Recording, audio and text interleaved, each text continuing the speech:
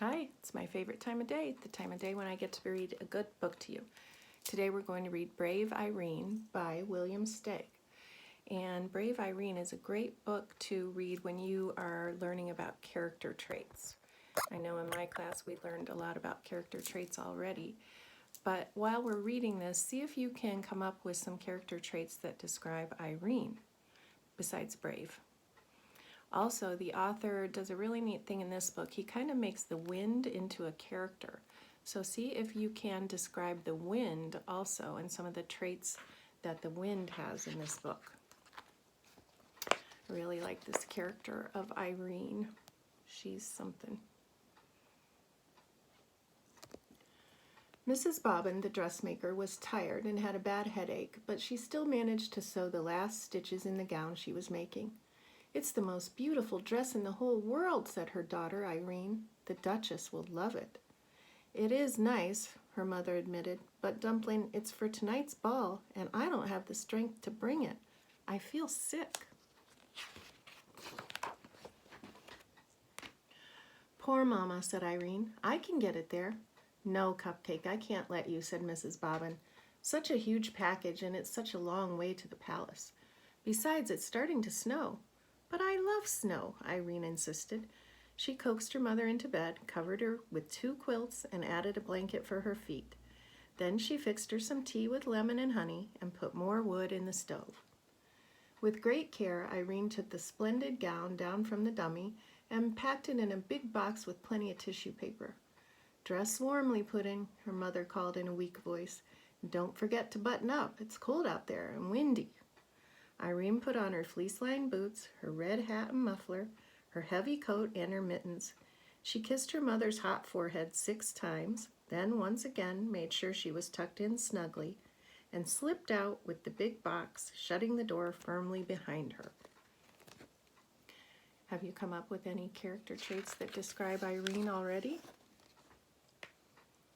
It really was cold outside, very cold. The wind whirled the falling snowflakes about this way, that way, and into Irene's squinting face. She set out on the uphill path to Farmer Bennett's sheep pasture. By the time she got there, the snow was up to her ankles, and the wind was worse. It hurried her along and made her stumble. Irene resented this. The box was problem enough. "Easy does it," she cautioned the wind, leaning back hard against it. By the middle of the pasture, the flakes were falling thicker. Now the wind drove Irene along so rudely she had to hop, skip, and go helter-skeltering over the knobby ground. Cold snow sifted into her boots and chilled her feet. She pushed out her lip and hurried on. This was an important errand. When she reached Apple Road, the wind decided to put on a show. It ripped branches from trees and flung them about, swept up and scattered the fallen snow, got in front of Irene to keep her from moving ahead. Irene turned around and pressed on backward. Why is she going backward, do you think? I think you could be right, Eli. "Go home," the wind squalled. "Irene, go home." "I will do no such thing," she snapped. "No such thing, you wicked wind." "Go home," the wind yodeled. "Go home." It shrieked, "or else." For a short second, Irene wondered if she shouldn't heed the wind's warning. But no, the gown had to get to the Duchess. The wind wrestled her for the package, walloped it, twisted it, shook it, snatched at it, but Irene wouldn't yield.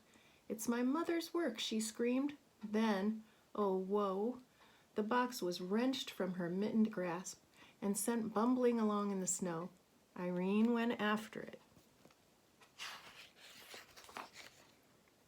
She pounced and took hold, but the ill-tempered wind ripped the box open. The ball gown flounced out and went waltzing through the powdered air with tissue paper attendants. Irene clung to the empty box and watched the beautiful gown disappear. How could anything so terribly wrong be allowed to happen? Tears froze on her lashes. Her dear mother's hard work, all those days of measuring, cutting, pinning, stitching, for this? And the poor Duchess. Irene decided she would have to trudge on with just the box and explain everything in person. What do you think about her decision? She went shuffling through the snow. Would her mother understand, she wondered, that it was the wind's fault, not hers? Would the Duchess be angry? The wind was howling like a wild animal. Suddenly, Irene stepped in a hole and fell over with a twisted ankle. She blamed it on the wind. "Keep quiet," she scolded. "You've done enough damage already. You've spoiled everything, everything." The wind swallowed up her words. She sat in the snow in great pain, afraid she wouldn't be able to go on. But she managed to get to her feet and start moving. It hurt. Home, where she longed to be, where she and her mother could be warm together, was far behind. It's got to be closer to the palace, she thought. But where any place was in all this snow, she couldn't be sure.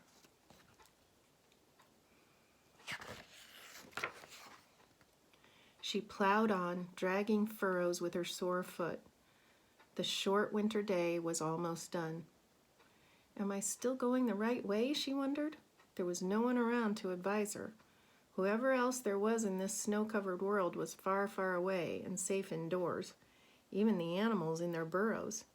She went plodding on. I like all these words the author uses instead of walking. He says plowed and plodding, more descriptive words.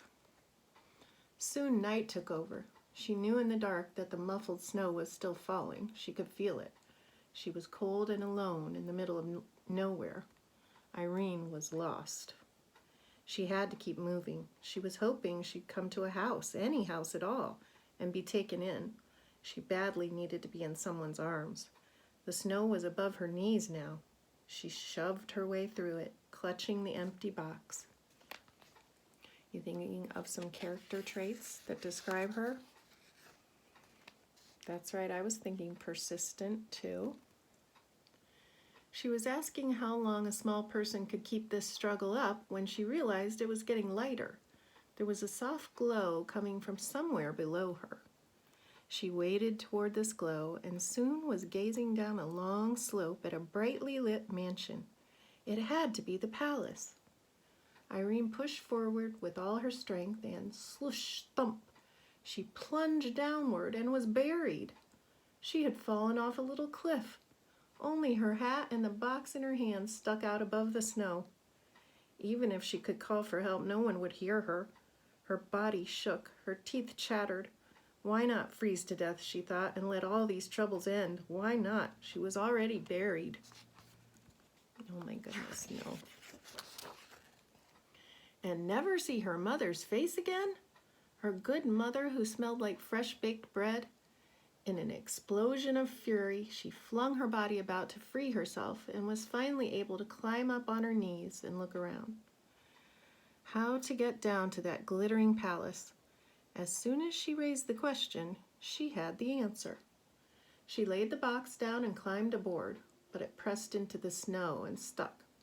She tried again, and this time, instead of climbing on, she leaped. The box shot forward like a sled. What do you think about that idea? What character trait would describe her now? The wind raced after Irene but couldn't keep up. In a moment she would be with people again, inside where it was warm. The sled slowed and jerked to a stop on paving stones. The time had come to break the bad news to the Duchess. With the empty box clasped to her chest, Irene strode nervously toward the palace. What do you think is going to happen? You make a prediction. But then her feet stopped moving and her mouth fell open. She stared. Maybe this was impossible, yet there it was, a little way off and over to the right, hugging the trunk of a tree. The beautiful ball gown. The wind was holding it there.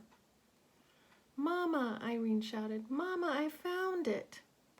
So now how would you describe the wind? She managed somehow, despite the wind's meddling, to get the gown off the tree and back in its box. And in another moment, she was at the door of the palace. She knocked twice with the big brass knocker. The door opened and she burst in.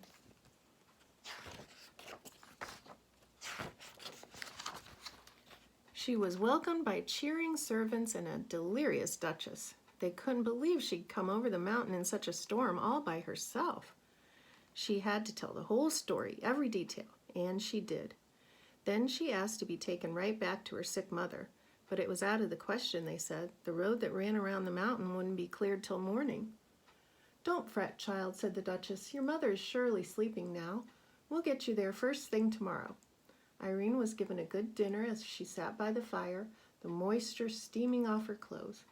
The Duchess, meanwhile, got into her freshly ironed gown before the guests began arriving in their sleighs.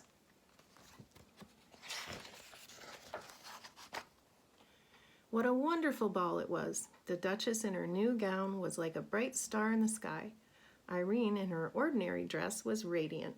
She was swept up into dances by handsome aristocrats who kept her feet off the floor to spare her ankle.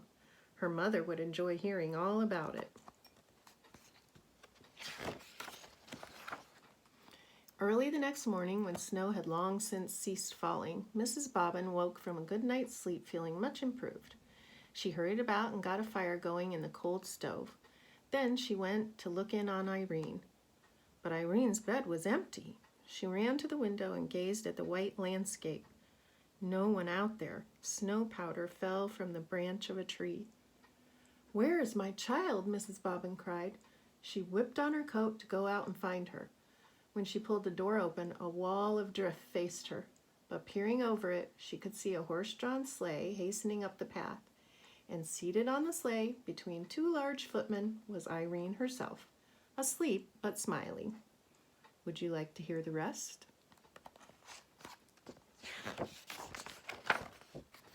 Well, there was a bearded doctor in the back of the sleigh, and the Duchess had sent Irene's mother a ginger cake with white icing, some oranges and a pineapple, and spice candy of many flavors, along with a note saying how much she cherished her gown and what a brave and loving person Irene was, which of course Mrs. Bobbin knew better than the Duchess. Isn't that a great book? So how did you describe Irene besides brave? And how did you describe the wind? I like this character of Irene, don't you? All right, I hope you enjoyed this book, and I will see you next time. Bye, Savannah.